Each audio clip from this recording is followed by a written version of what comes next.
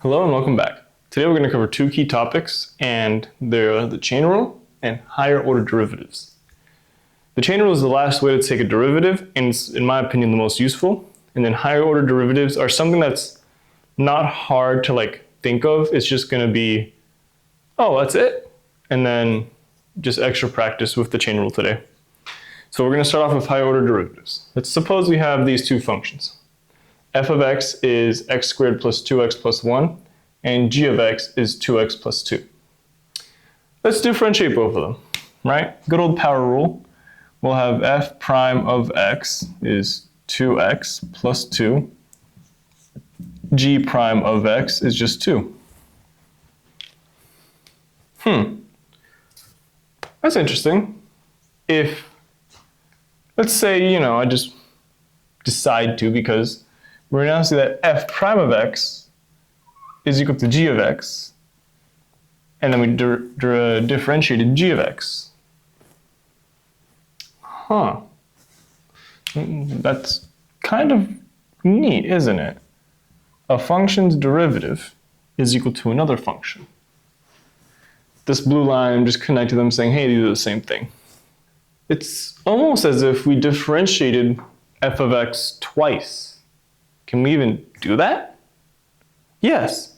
You can take a derivative a lot of times, infinitely many, right? So the way you write it is you can write f double prime of x, y double prime,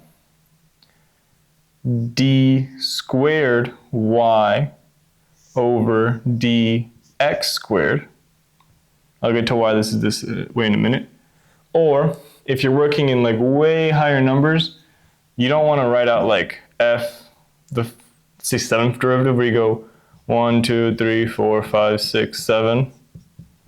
Because look at all this space you just wasted. Right? This is no. You write f parentheses the nth derivative of x. Now, we won't in Calc 1 ever be seeing the seventh derivative.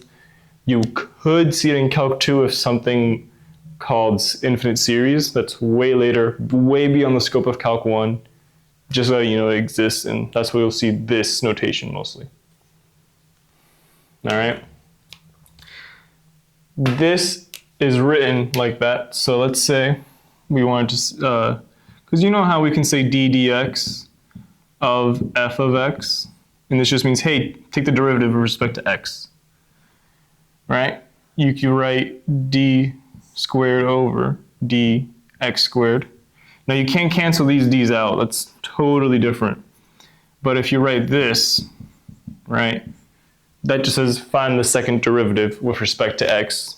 So higher derivatives are going to be very useful in the applications of derivatives, which is what we're going to cover starting in the next video.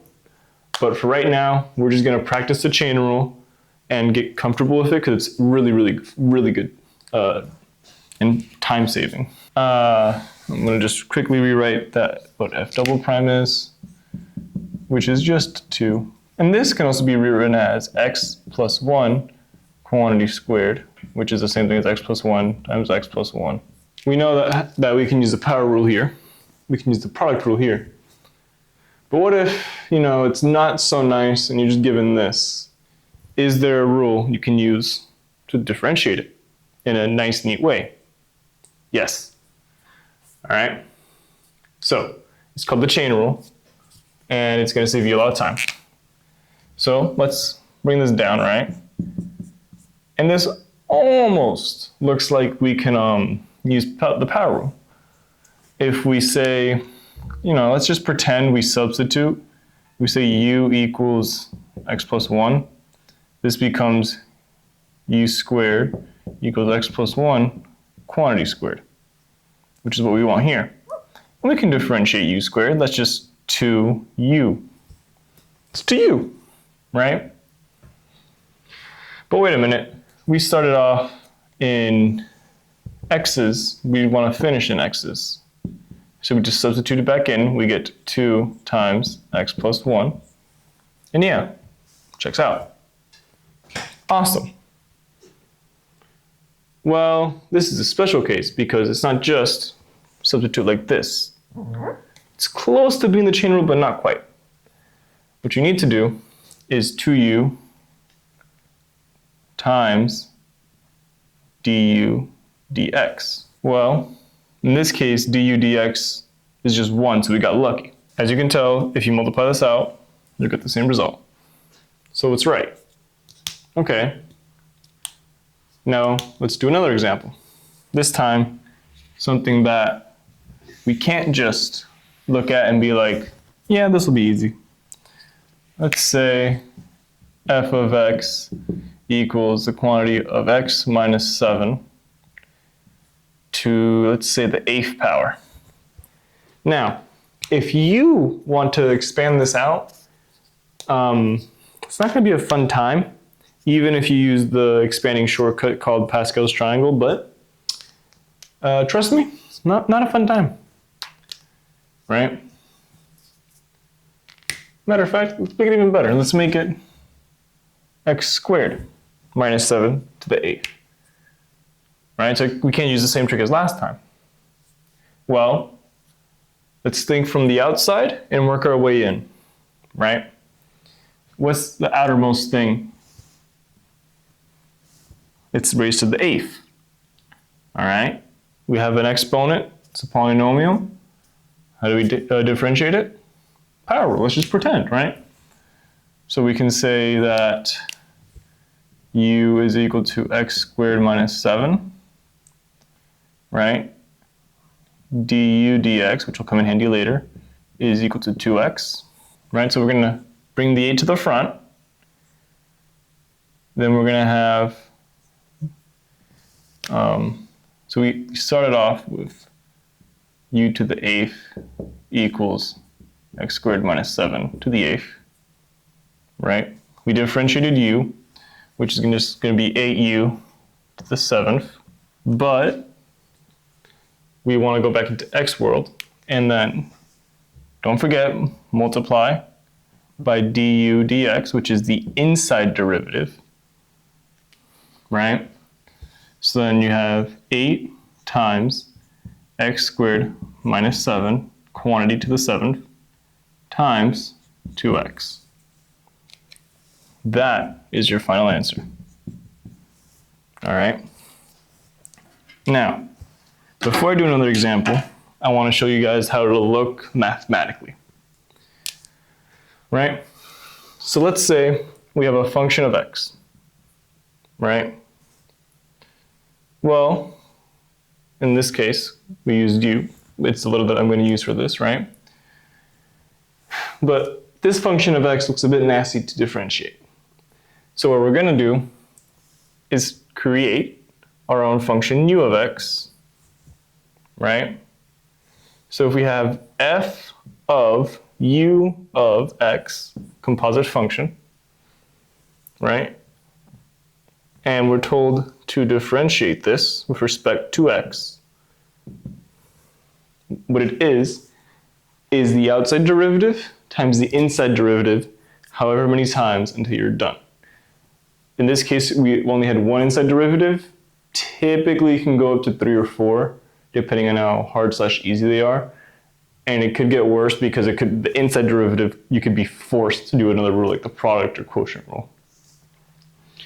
Right, so the derivative of f of u of x is f prime of u times u prime. Well, does this make sense? I think the best way to show this is, let's say instead of f of x, we have y equals x, right? If we want dy dx from du dx, what we want now is dy over du, right? Because, let me grab a different color so you can see this. Actually, let me write this bigger, right? dy over du times du over dx. Do you see how, since these are fractions, we can just treat it as if this du cancels with this du? And what we're left with is dy over dx, and that's what we want. That is the reason behind the chain rule working, right? And don't get me wrong, it could be a long chain where, you know, you're going to have, let's say, dy over dt times dt over du times du over dz times dz over dx. And that looks crazy, and it is, but the whole idea is these cancel, these cancel, these cancel, and you're left with what you want. All right? In terms of looking at a function and figuring out where to start, I think it's best explained like an onion. You're gonna start from the outside layers and peel down. Could also work with a garlic if you're not a huge fan of onions. But yeah, it seems daunting at first, but let's give it another example that is gonna be different from what we've done. It's not gonna be a polynomial, but you guys got this, all right? Let's say f of x equals e to the sine of 3x. All right, this is going to be two chain rules. Can you spot the first one? If you said what's circled in red, you're correct, right? So we're going to say u equals the sine of 3x. Now, bonus points if you spotted this early on, because trust me, if you spotted this already, you're in great shape. What's the second chain rule? If you said 3x, bonus points, we're going to say v equals 3x. Because this is just 3x, you technically don't have to do the chain rule. But if I was to say like 3x plus 1, you would have to do the chain rule. All right? So, if we want, let's start off with just the first one, right? F of u of x, that's equal to e to the u, right? Now we're going to differentiate this. We're going to get f prime of u of x is equal to, well, what's the derivative of e to the u? Just e to the u, right? And then we have to multiply, not in the exponent, in like the actual like base, right, by du dx. Because again, we want to end up with dy over dx. This is going to give us dy over du times du over dx. Okay, well, we have u is equal to sine of 3 times x. Let's do this derivative, right?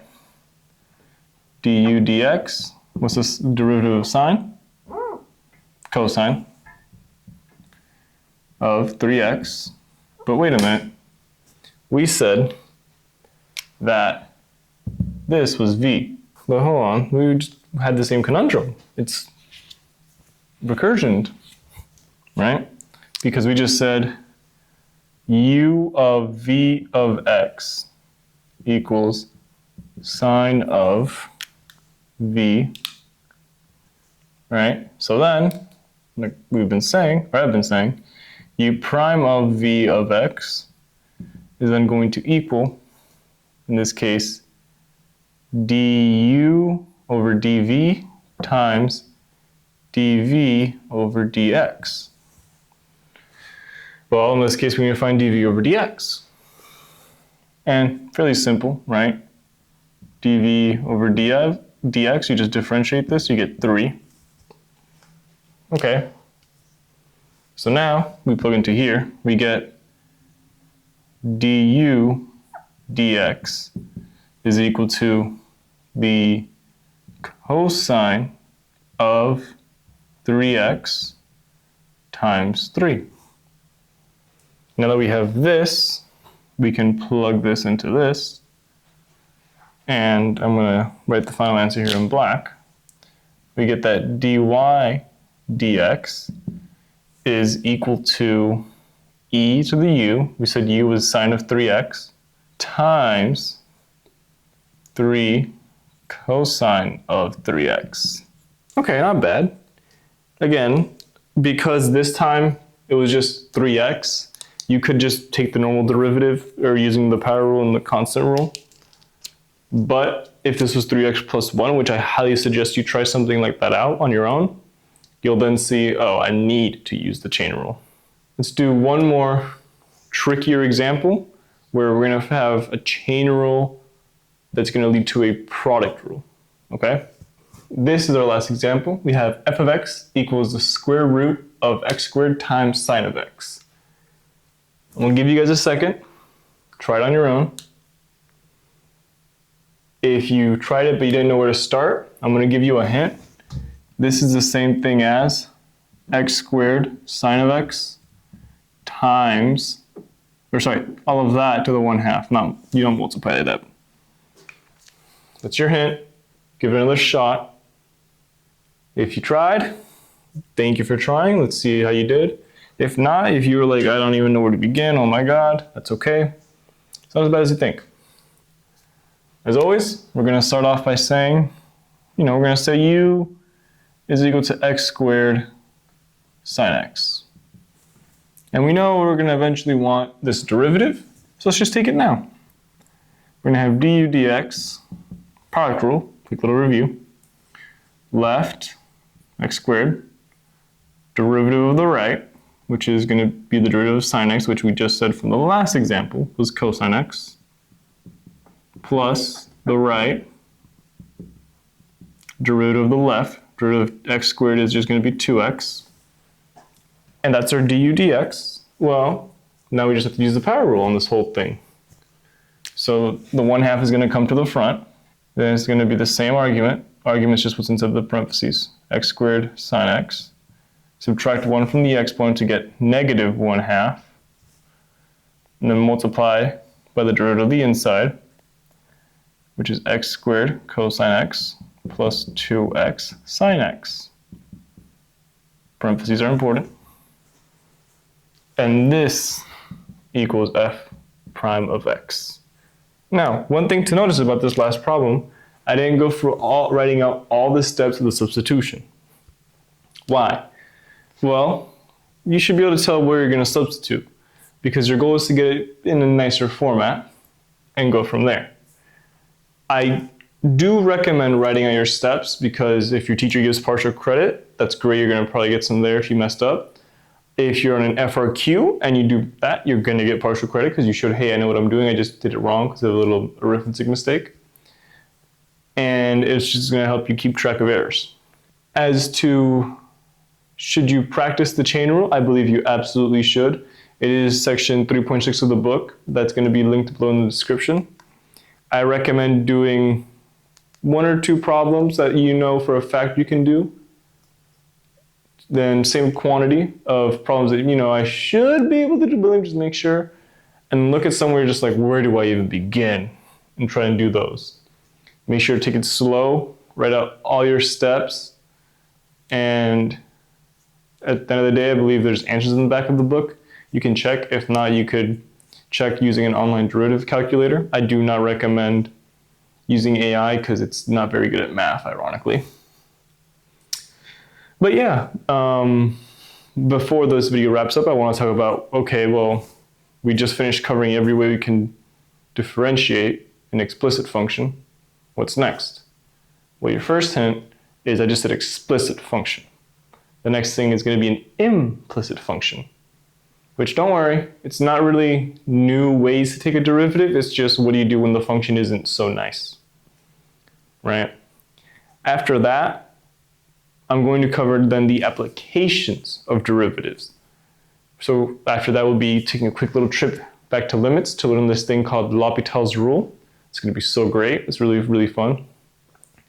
After L'Hopital's rule, we're going to learn about a little bit about first derivatives, second derivatives, their test, minimums, maximums, learning why some curves are faced like cave up or cave down. And it's going to be really fun. After that will be a little bit of the harder applications of derivatives for a Calc 1 class called optimization and related rates. I think that's personally, related rates I think is the most fun part personally, because it's going to be a lot of playing around with things like this and a lot of implicit differentiation. But don't worry, you'll have time, you're smart. For right now, you should just practice chain rule, practice quotient rule, know your trig derivatives, and you'll be great. All right? But yeah, if you found this video helpful, consider leaving a like. If you know where I could improve or like where I slipped up a little bit, leave a comment. I try to read them and I try to respond to them. As always, there's going to be a free Calc 1 book in the description below. And if this was really helpful, because this can be a confusing topic, and sometimes you slip up saying f of u and you say fu, and then you have to apologize to the math. So if you've ever done that before, maybe you consider subscribing or subscribe if the video helped you. But other than that, yeah, thank you for watching. Have a good day.